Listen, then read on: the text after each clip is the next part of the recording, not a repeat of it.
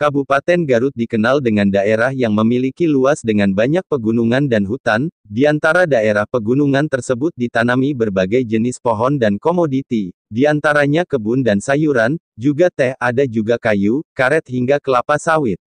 Mengenal kebun dan pabrik pengolahan karet dan kelapa sawit di Garut, tentu identik dengan perusahaan PT Condong Garut.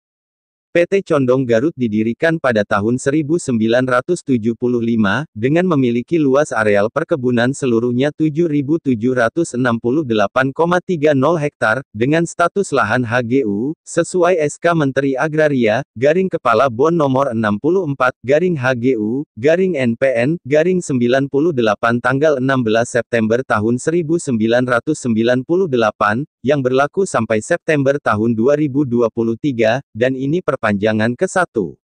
Berikut sejarah singkat perkebunan sawit dan karet PT Condong Garut. Awalnya perkebunan condong adalah milik perusahaan swasta Inggris yang berkedudukan di London, sedangkan yang mengurusnya adalah NVJ Wati, yang berkedudukan di Jakarta. Sejak tahun 1900 telah dibuka, namun secara resmi akte pendiriannya adalah tahun 1910. Tanaman pokoknya adalah karet. Pada penjajahan Jepang, perkebunan ini dikuasai oleh Jepang.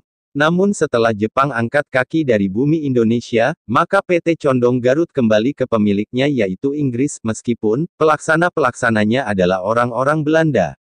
PT Condong Garut mengalami reorganisasi yaitu pada 42 September tahun 1963, perkebunan ini di bawah pengawasan pemerintah, karena Republik Indonesia bertentangan dengan pemerintah Inggris akibat berdirinya negara kerajaan Malaysia yang dianggap negara buatan Inggris.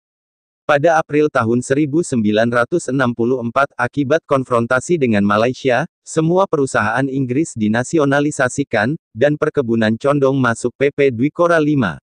Mei tahun 1968, sebagai tindak lanjut pemulihan dengan Inggris, maka semua perusahaan Inggris dikembalikan lagi. Perkebunan condong dikembalikan lagi ke pemiliknya yang baru NV Telorejo United Plantations Limited, dikuasakan kepada perusahaan swasta nasional, yaitu PT Air Murni. Di Juli tahun 1969, terjadi persengketaan antara NV Telogorejo sebagai pemilik, dengan PT Air Murni sebagai pemegang kuasa, saling memperebutkan perkebunan condong. Pada April tahun 1970, untuk melerai persengketaan keduanya, maka oleh pemerintah diambil alih perkebunan ini. Kemudian, menunjuk PT Perkebunan 12 untuk menguasai dan mengusahakan perkebunan condong. Pada Maret tahun 1972, perkebunan diserahkan kembali kepada pemiliknya, yang dalam hal ini pemilik yang baru, yaitu PT Condong Garut. Persengketaan antara PT Air Murni dengan pemilik PT Condong Garut diselesaikan melalui pengadilan, waktu itu PT Condong Garut di bawah pimpinan Halim Sutanto. Mei tahun 1975 PT Condong Garut mengalami perubahan kepemilikannya, yaitu di bawah PT Rejosari Bumi, dan Yanita Indonesia. September tahun 1991 PT Condong Garut mengalami perubahan kepemilikan lagi, yaitu di bawah PT Panca Permata Harapan. Tahun 1972 merupakan hari jadi PT Condong Garut, hingga saat ini tahun 2020, kebun tersebut milik PT Condong Garut. Selain menanam kelapa sawit, PT Condong juga memiliki pabrik pengolahan kelapa sawit atau biasa disingkat PKS. Dalam pengoperasian pengolahan komoditi sawit, pabriknya berada di Cipaten, Desa Cigadok, Kecamatan Cikelet, Kabupaten Garut. Menurut Haji Dahyar Sarbi, salah seorang direktur PT Condong Garut, perusahaannya juga mampu mengolah sendiri kelapa sawit, mulai dari jenis CPO hingga PKO. Dan PT Condong Garut ini, menjadi satu-satunya pabrik pengolahan kelapa sawit di Jawa Barat. CPO atau minyak sawit mentah, yang dihasilkan PT Condong Garut, nantinya akan dijual ke pabrik olahan, dan oleh pabrik olahan, nantinya diproses menjadi minyak nabati, diantaranya minyak goreng, krim, dan margarin. Adapun bahan oleokimia, digunakan dalam deterjen dan pelumas, biodiesel atau bahan bakar dan asam laurat yang digunakan dalam kosmetik dan sabun. Sementara itu, untuk PKO atau minyak inti sawit, yang berasal dari biji keras di tengahnya, bisa diolah menjadi sumber protein yang dapat digunakan dalam berbagai produk olahan pangan, maupun produk lainnya. Dijelaskan Haji Dahyar Sarbi, buah kelapa sawit dikenal dengan nama tandan buah segar atau TBS. Untuk memanen TBS, pemanen harus menggunakan dodos atau pisau dengan tiang panjang, untuk memotong buah dari batang pohon. TBS yang sudah siap dipanen sangat mudah diidentifikasi melalui warna merah cerah, serta apabila ada 10-15 buah jatuh di tanah. TBS yang telah dipanen dikirimkan oleh truk pengangkut ke pabrik untuk disterilisasi menggunakan uap. Proses ini dilakukan agar TBS dapat dilepas dari tandan. Setelah dilepas dari tandan, buah kelapa sawit diolah menjadi dua produk utama, yakni minyak sawit mentah atau CPO, yang diekstrak dari mesokap atau daging buah, dan minyak inti sawit atau PKO, yang berasal dari biji keras di tengah. Diceritakan Haji Dahyar Sarbi secara singkat, tahapan pengolahan kelapa sawit di pabrik dimulai dari penimbangan, lalu proses penyortiran, setelah itu, masuk pada loading camp dan proses perebusan. Kelapa sawit yang telah direbus, kemudian masuk pada proses penebah, melalui hoisting crane, dan proses tereser, guna memisahkan buah dari janjangannya, dengan cara mengangkat dan membanting, serta mendorong janjang kosong ke empty bun conveyor. Kemudian memasuki proses pengempaan, atau pressing proses. Proses kempa adalah, pertama dimulainya pengambilan minyak dari buah kelapa sawit, dengan jalan pelumatan dan pengempaan. Setelah buah pisah dari janjangan, maka buah dikirim ke digester dengan cara buah masuk ke conveyor under thresher, yang fungsinya untuk membawa buah ke fruit elevator, dan berfungsi untuk mengangkat buah ke atas masuk ke distribusi conveyor, yang kemudian menyalurkan buah masuk ke digester. Di dalam digester tersebut, buah atau berondolan yang sudah terisi penuh diputar atau diaduk, dengan menggunakan pisau pengaduk yang terpasang pada bagian poros 2, sedangkan pisau bagian dasar sebagai pelempar, atau mengeluarkan buah dari digester ke screw press.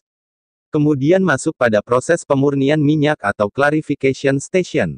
Setelah proses klarifikasi, maka proses sawit sudah keluar dalam bentuk minyak atau CPO, yang masuk pada bak penampungan ataupun tangki, yang kemudian minyak siap untuk dijual ke pabrik-pabrik olahan yang membutuhkan. Kadir, ini dalam apa nih status produksi mulai dari buah turun ini? Ya, namanya loading run. Buah dari kebun bawa ke loading run. Dari loading run bawa ke stasiun rebusan. Kadir, kalau satu hari aja berapa truk nih yang turun di loading ini? Sekarang buah sendiri 100 ton. Ada buah dari PTPN 8 sekitar 150 ton. Kalau dari condong sendiri? Condong 100 ton sehari. Ada peningkatan dari sebelumnya Pak ya? Iya. Peningkatan dari 20 ton. 20 tahun sekarang. Rata-rata. Dalam berapa lama tuh Pak peningkatan? 4 bulan. 4 bulan ini ya, signifikan ya Mbak ya. Kiat-kiat untuk peningkatan ini apa sih Pak Dir sebetulnya? Yang Anda lakukan dalam manajemen ini apa? Untuk panen sawit terutama ya, panen sawit ya kita rubah dari sistem upah HK, kita rubah dari sistem panen per kilo kita bayar. Jadi buah-buah yang di atas di dalam jurang apa bisa kita pungut, selama ini mungkin tidak dipungut. Oh, manajemen di internal sendiri ya, di SDM ya. Karena kebun condong ini tidak flat, tidak rata. Kondisinya kan gunung, bukit-bukit ya. Bukit-bukit. Jadi kebun sawitnya buahnya agak manennya agak sedikit sulit lah dibanding lain. Pak ini kan masyarakat perlu tahu nih, dari sawit sampai ke minyak ini prosesnya apa saja sih secara global umumnya? Dari mulai panen gitu. Dari panen ya dipanen. Nah, setelah panen biasa satu pohon itu siklus 14 hari. Satu pohon 14 hari didatengin lagi. Oh, datengin lagi. Lalu dibawa ke sinilah ke pabrik. Ke pabrik. Ke loading run namanya. Loading run. Setelah itu kita rebus. Habis rebus, dipres untuk pemisahan biji. Kelapa sawit ini kan bukan luarnya, CPO-nya. Oh, CPO-nya. CPO itu sabutnya. Sabut ya. Dari sabutnya. Nanti kita produksi ini 2. Selain CPO, kita produksi PKO. PKO. Jadi ada 2 jenis produksi di PT Condong. PKO itu apa, PKO? Pak? PKO dari bijinya, dari biji sawitnya dipres. Minyak Jadi juga kan? munculkan PKO Oh, minyak PKO. juga. Jenisnya PKO. Iya. Ya. Kalau CPO dari sabutnya. Dari sabutnya Iya. CPO-nya. Gitu. Kalau untuk standar kualitas lebih tinggi mana Pak? CPO atau PKO? Kualitas itu apa? Ya kualitas. Berbeda fungsi ya? Makan orang gitu. Iya. Beda Kalau CPO mah untuk goreng.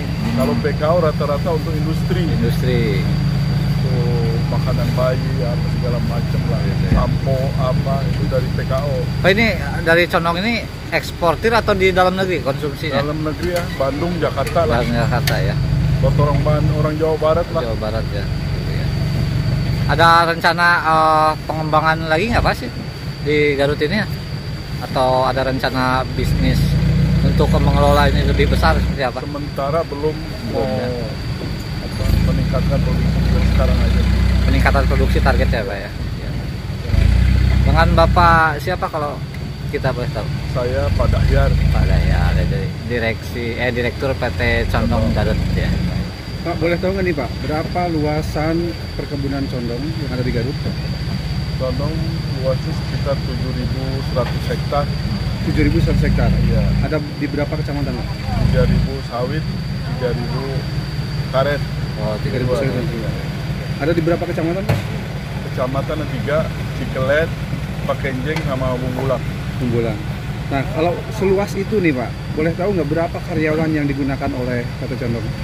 Total semua hampir 1.300. 1.300. Karet dan sawit ya 1.300. Oke. untuk menjaga lahannya sedemikian luas nih, kan banyak resistensi ya tentunya ya. Ada kehilangan aset. Kiat-kiatnya untuk menjaga lahan yang begitu luas gitu ya. Selama ini kita kerjasama dengan kelurahan, kan ada 17 kelurahan, 3 kecamatan.